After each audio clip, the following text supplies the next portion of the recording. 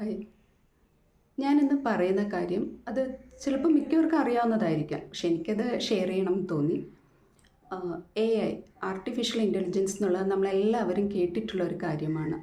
കുറേ പേർക്കതിൽ നല്ല അറിവുണ്ടായിരിക്കാം. പക്ഷേ സാധാരണക്കാർക്ക് ശരിക്കും AI എന്താണെന്നോ, നമ്മളറിയാണ്ട് തന്നെ നമ്മുടെ നിത്യജീവിതത്തിൽ അത് കുറേ ഇൻഫ്ലുവൻസ് ചെലുത്തുന്നുണ്ട്. അതെന്താണെന്നോ, അല്ലെങ്കിൽ ഈ ഗൂഗിൾ അസിസ്റ്റൻസ് എന്താണെന്നോ, ജെമിനി എന്താണെന്നോ, അതിൻ്റെ പ്രവർത്തനം എങ്ങനെയാണെന്നോ, നമ്മളിപ്പോൾ എന്തെങ്കിലും ഒരു പ്രോഡക്റ്റ് ൻ്റെ റിവ്യൂ സെർച്ച് ചെയ്യുന്നു. പിന്നീട് എന്തെങ്കിലും നമ്മൾ അല്ലാണ്ട് എപ്പോഴെങ്കിലും സോഷ്യൽ മീഡിയയിലൊക്കെ നോക്കുന്ന സമയത്ത് ആ പ്രോഡക്റ്റിൻ്റെ പുതിയ ഇൻഫർമേഷൻ പോപ്പപ്പ് ചെയ്ത് വരാറുണ്ട്.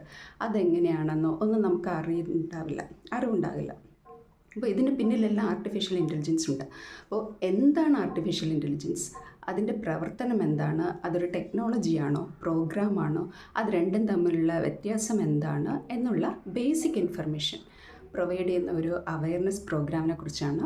ഇത് ഇന്ത്യയിലും ഗവൺമെൻറ് ഓഫ് ഇന്ത്യയുടെ മിനിസ്ട്രി ഓഫ് എഡ്യൂക്കേഷൻ ഡിപ്പാർട്ട്മെൻറ്റും ചേർന്ന് നടത്തുന്ന ഒരു അവയർനെസ് ആണ്. ഇതൊരു കോഴ്സല്ല, പക്ഷേ ഇതിന് എലിജിബിലിറ്റി ഇല്ല, ഏജ് ബാരിയർ അങ്ങനെയൊന്നുമില്ല.